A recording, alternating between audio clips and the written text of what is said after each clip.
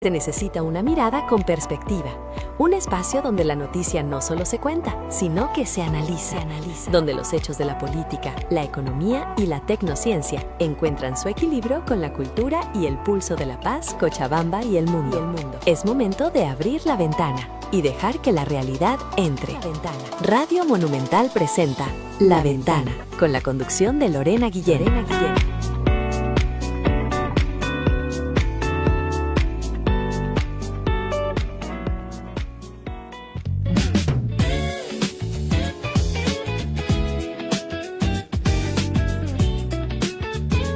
Queridos amigos, ¿cómo están? Buenas tardes. Estamos en La Ventana, aquí las 4 de la tarde, por supuesto para brindarle información y sobre todo de la actualidad política, social y económica de nuestro país.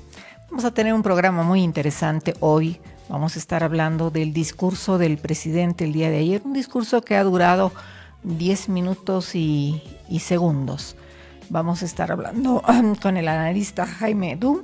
Para esto lo hemos invitado esta tarde, enseguida vamos a hablar con él y le voy a dar, por supuesto, la posibilidad a usted de que escuche esta entrevista porque Jaime es un analista, un consultor financiero muy equilibrado y de esto vamos a estar hablando en esta tarde. Jaime, buenas tardes, qué gusto de tenerlo en línea y gracias por acceder a nuestra entrevista. Buenas tardes. ¿Qué tal el carnaval, Jaime? Muy bien, Lorena, muchas gracias. Un carnaval muy divertido, con mucha alegría aquí en Santa Cruz, hermoso. ¿Cómo has escuchado? ¿Has escuchado para empezar el discurso del presidente Paz anoche o quieres repasarlo un pedacito? Te pregunto. Lo escuché ahora temprano en la mañana. Lo escuché. Ya. Vamos a recordar un pedacito de lo que decía, por favor, Okay. Querido Jaime. Ok, de acuerdo. Queridos compatriotas, quiero comunicarme con ustedes porque han pasado 100 días, 3 meses y un poquito más desde que me dieron la oportunidad de ser presidente de los bolivianos, asumir esta presidencia en momentos muy difíciles junto a un equipo, a un gabinete que realmente le está poniendo todas las ganas para salir adelante. En estos 100 días han pasado muchas cosas, pero quiero recordarte que desde el primer día dije la verdad, la verdad, la verdad. La verdad como un instrumento de transformación, la verdad para poder cambiar la patria. Acuérdate esas largas filas que teníamos para conseguir gasolina o diésel. Hemos recibido un estado tranco, un estado que hay trampa por todo ello. Como dije en su momento, duro, pero fue reconocer la verdad. Cloaca. Esto es una cloaca y hemos tenido que generar cambios y transformaciones que todavía nos queda mucho camino por hacer. Pero el primer paso era estabilizar una economía. En el momento de estabilizar teníamos que tomar una acción definitiva, la subvención. La subvención en principio de la gasolina y el diésel parecía que era algo bueno para la gente. Eso tenía muchos años de ser una trampa para la economía nacional, tenía muchos años y muchos responsables, no solo de los últimos 20 años de gobierno de un régimen, sino responsables de tiempo atrás que usaron la subvención para generar una suerte de trampa en la realidad o en la verdad del mercado, la verdad de la economía nacional. El 40% de la subvención se iba en función de contrabando o corrupción a los bolsillos de unos cuantos. Eso fue muy duro, porque evidentemente cortar la subvención tuvo un impacto, pero fue hablar con la verdad de la economía y dejar de que unos cuantos te robaran los recursos. Bien, habla de la subvención, que todos en realidad, y creo que de alguna manera u otra, Jaime, creo que el gobierno la sacó barata, porque hubieron sí movilizaciones, organizaciones que no estaban de acuerdo con que pretendían manifestarse de maneras más, más violentas, pero la sacó barata el gobierno porque aparentemente ha habido la conciencia en el pueblo boliviano de que era la medida que había que apoyar y sostener. Todos tenemos conciencia de eso y aparentemente solamente estos precios van a durar unos 6 meses. ¿Cuál es tu criterio a propósito de esto?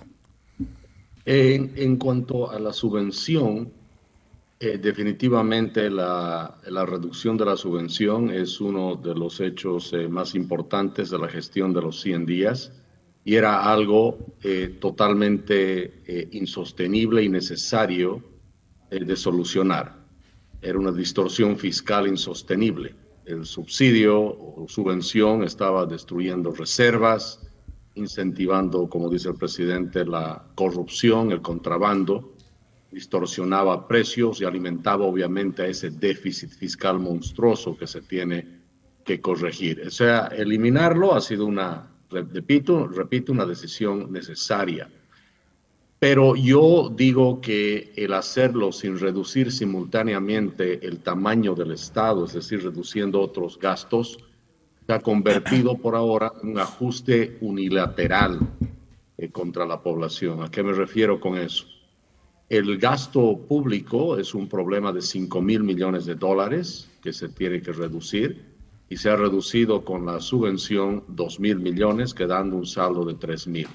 La subvención en sí, obviamente, importante, como te digo, que se elimine, pero es esencialmente una medida que va contra la gente, va contra el ciudadano de a pie, va contra la clase media, especialmente los que usan también el transporte público. Hay un ajuste de precios y está bien, como tú dices, la gente ha estado dispuesta a aceptar ese cambio y yo digo es un sopapo.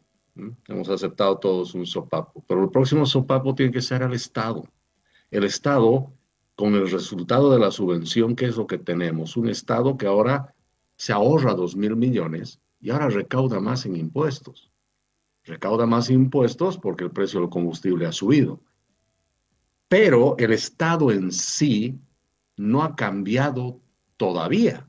Es decir, sigue teniendo la misma cantidad de empleados, sigue habiendo una cantidad importante de empresas estatales, sigue gastando, ¿no es cierto?, y financiándose con el Banco Central. Y sigue, por supuesto, con unos niveles de gasto público que son tremendamente peligrosos y sin independencia del Banco Central.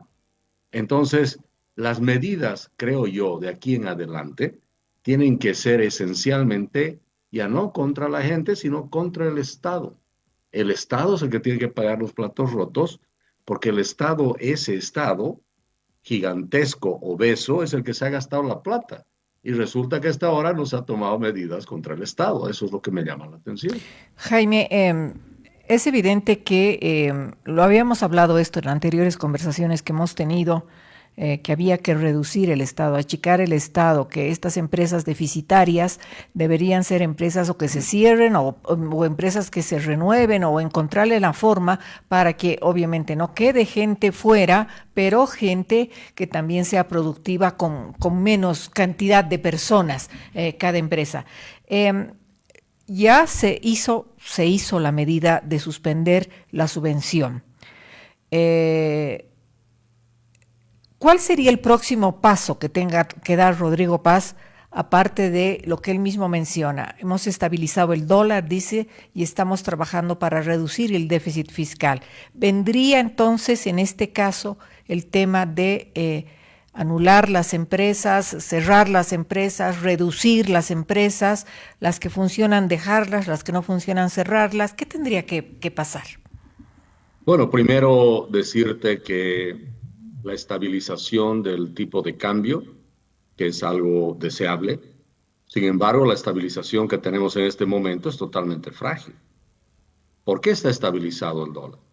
Está estabilizado porque hay acceso al crédito internacional, eso sí, hay apoyo, es importante, hay mayor credibilidad de cambio, se ha reducido de manera sustancial la incertidumbre respecto al anterior gobierno. Se está empezando a abrir el país al mundo y el mundo al país, como dice el presidente. Eso obviamente genera confianza y eso genera estabilidad, en este caso el tipo de cambio. Pero en realidad un tipo de cambio es estable de verdad y de manera permanente cuando se reduce el gasto fiscal cuando se tiene un banco central que ya no financia el déficit y genera inflación, cuando el Banco Central es totalmente independiente y cuando se tiene reservas internacionales lo suficientemente robustas. Si te das cuenta, esos cuatro todavía no hay. No hay Entonces, reservas estabilidad. robustas, no hay un Banco Central independiente, el Banco Central sigue financiando el déficit, deben Y ser las tareas. seguimos con un déficit fiscal.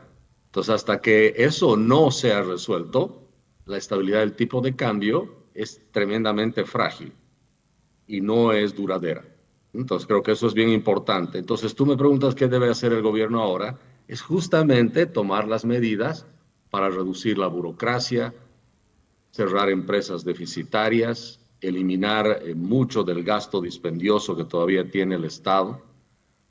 Tiene que empezar a desmontar el aparato supernumerario que tiene como empleados en el sector público. Y eso tiene que empezar a generar el equilibrio fiscal de manera mucho más rápida. La dominancia fiscal que se tiene hoy en día y la participación del Banco Central hacen que esa estabilidad sea bastante frágil. Aparentemente, Jaime, esto no es fácil.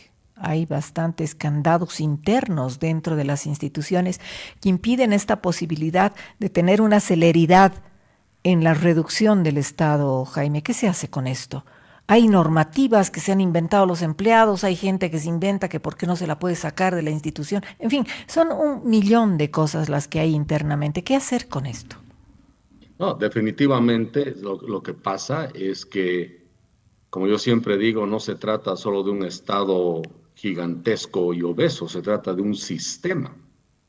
El sistema es ese Estado obeso, pero que ha coludido, ¿no es cierto?, con la politiquería barata, ha coludido con las instituciones del Estado desinstitucionalizadas, ha coludido con prebendalismo, con corrupción, con intereses particulares de ciertos grupos. Hay ciertas mafias también muy metidas en la estructura del Estado, y ese es el sistema. Y al sistema no hay que parcharlo, hay que desmontarlo. Y eso es lo que está faltando. Una idea de desmonte, una decisión ejecutiva de desmontar el sistema. Por ahora hablamos solo de parcharlo. Por eso, cuando uno escucha, por ejemplo, y yo he escuchado con mucha preocupación que se dice, a ver, miren, en yacimientos hay 5.000 funcionarios, no podemos moverlos. Entonces, decir que no se puede reformar, que no se puede cambiar, porque eso es imposible, es aceptar la captura del Estado a ciertos grupos de interés. Y si el Estado es intocable, la reforma es imposible.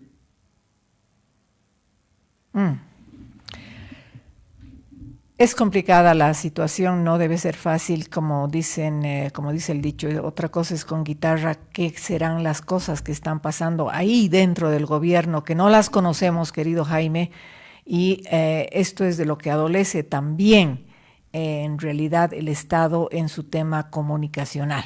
No es suficiente las redes, un porcentaje muy chiquitito del país está en las redes. La mayoría de la gente se informa por medios tradicionales y los medios tradicionales hacemos lo que se puede, querido Jaime. Es importante esto que tú dices y te pregunto, ¿la Asamblea Legislativa Plurinacional está acompañando el cambio que se pretende hacer? 100 días es muy poco todavía para hacer una evaluación de lo que significa el gobierno y la intención de cambiar el Estado boliviano. Bueno, 100 días definitivamente es poco tiempo, pero sí te da señales importantes de por dónde va la cosa.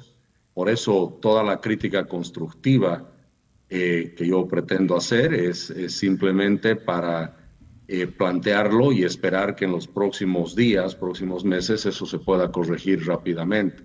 Mira, en los 100 días se puede resumir en que el gobierno corrigió las distorsiones evidentes que había con la subvención, ha buscado financiamiento, ha abierto Bolivia al mundo, ha cambiado el discurso internacional desde este eje Cuba, Venezuela, Nicaragua al mundo libre, pero también, seamos claros y críticos en el buen sentido de la palabra, que se mantiene el modelo estatista, se ha aumentado la deuda, está aplicando un gradualismo fiscal muy complejo, que eso puede hacer que la solución sea más complicada. No ha reformado ni ha planteado reformas constitucionales, que es algo importante que se haga. No hay reducción del Estado. Las empresas deficitarias siguen funcionando cada una como el primer día que se las encontró. El Banco Central sigue y el Tesoro siguen monetizando el déficit fiscal. Todavía no se ha presentado un plan estructural integral de cambios profundos, ¿no es cierto? Eso es lo que vemos hasta ahora. Ahora, esto no es el fin del mundo, todavía hay tiempo para avanzar, ¿no es cierto?, con todos estos cambios y estas reformas. No es fácil, claro que no es para nada fácil, pero cualquiera que hemos sido candidatos sabíamos que si entrábamos era para hacer uno de los trabajos capaz más difíciles de las últimas 3 décadas. ¿Cómo ves y cómo calificas la personalidad y la institucionalidad del vicepresidente Lara? ¿Contribuye? ¿Ayuda? ¿No ayuda? ¿Cada vez tiene menos seguidores? ¿Qué dices de esto? A ver, estamos en una crisis tan compleja, multidimensional, no solamente económica. Hay crisis en todas las instituciones. Es un país que necesita realmente que el poder ejecutivo, en realidad todo el gobierno y todos los poderes del Estado estén alineados, ¿no es cierto?, para ir contra este enemigo que es la crisis. Y por supuesto el conflicto entre el presidente y el vicepresidente Lara no ayuda.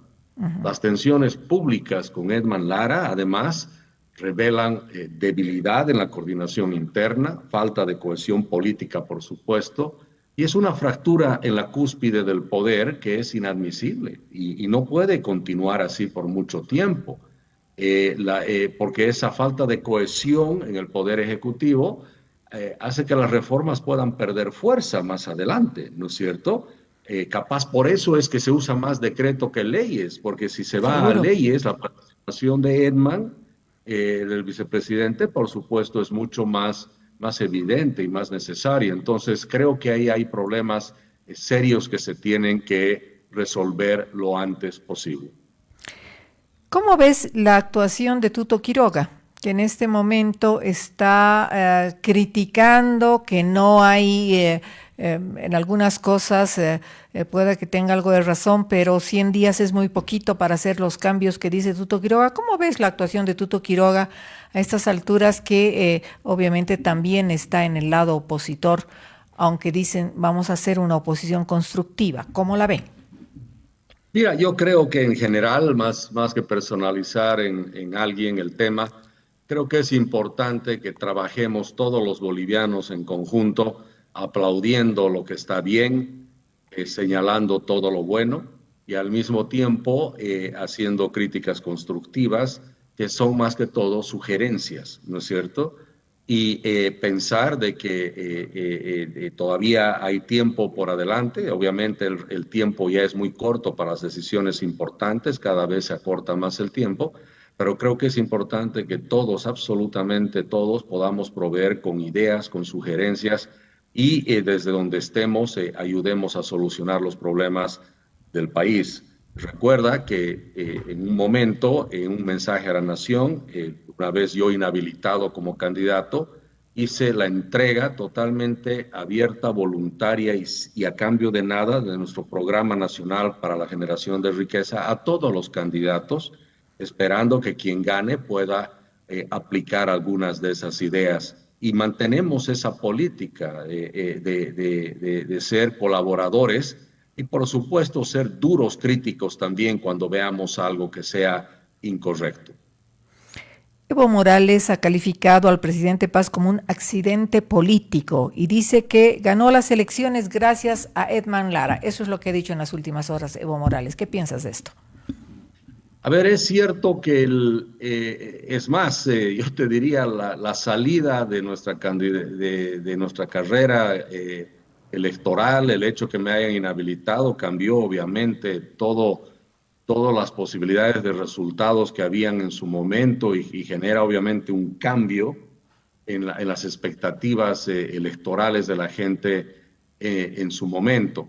Ahora, yo creo que aquí hay un tema que es tremendamente serio y es una de las cosas feas que yo creo que hay durante estos 100 días, es el no arresto de Evo Morales. Mientras Evo Morales siga operando sin consecuencias, queda claro que la ley no funciona, que la igualdad ante la ley no funciona, que el Estado es débil, que no puede hacer cumplir 2 órdenes de aprehensión. Un Estado que no puede hacer cumplir 2 órdenes de aprehensión, pues está dando... Bien, estamos conversando con el consultor financiero, con el político Jaime Dun, a propósito de estos 100 días que ya ha atravesado Rodrigo Paz en la presidencia de Bolivia. Le preguntamos como última pregunta, como penúltima pregunta, sobre el tema de lo que había dicho Evo Morales en las últimas horas a propósito de Rodrigo Paz.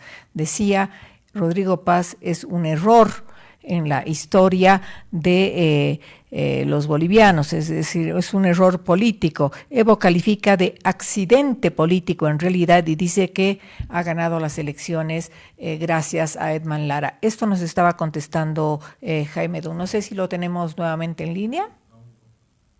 Bien, podemos hacer una pausita o ya vamos a poder volver con Jaime Dun.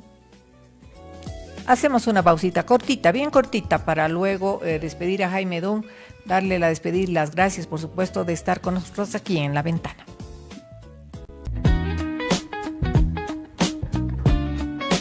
Muy bien, 16:26. Estábamos conversando con Jaime Dun, con el cual vamos a retomar nuestra conversación, hablando de lo que había dicho Evo Morales en estas últimas horas, que la presidencia de Rodrigo Paz es un accidente político. Tú decías, Jaime, y te hemos escuchado con claridad, que no detener a Evo Morales es un error.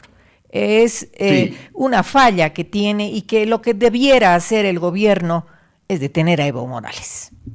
Sí, porque mira, el tema del no arresto de Evo Morales no es solamente un asunto judicial o político coyuntural.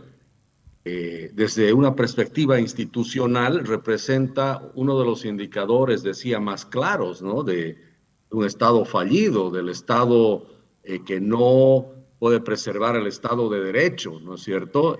Un principio básico en la ley es la igualdad ante la ley. Entonces, si un país no aplica la ley igual a todos, hoy en día ha estado en Chimoré en campaña, todo el mundo sabe dónde está, con 2 órdenes de arresto, pues eso, cuando es además una figura y especialmente por ser una figura política de alto perfil, que enfrenta proceso, tiene denuncias públicas, y si aún así no se ejecutan, repito, estas medidas, pues se debilita la confianza en la justicia, y creo que eso erosiona la legitimidad del gobierno.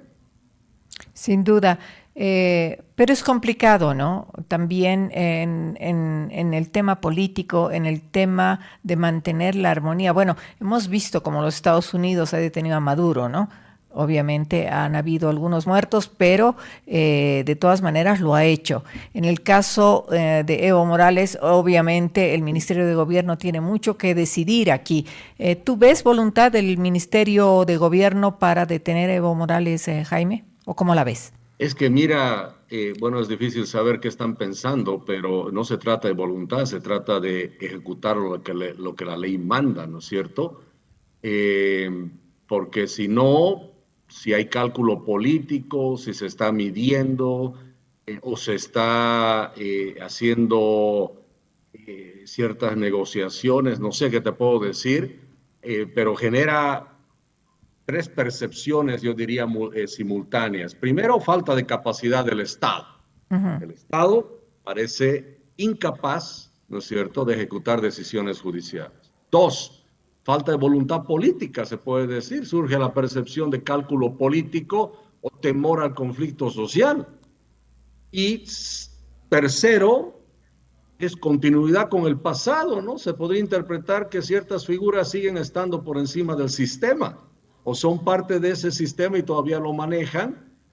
Y para mí eso es complicadísimo, porque si hablamos de hacer reformas, de hacer cambios estructurales, ojo, no hay reforma ni cambio estructural posible sin autoridad legal creíble. Exactamente.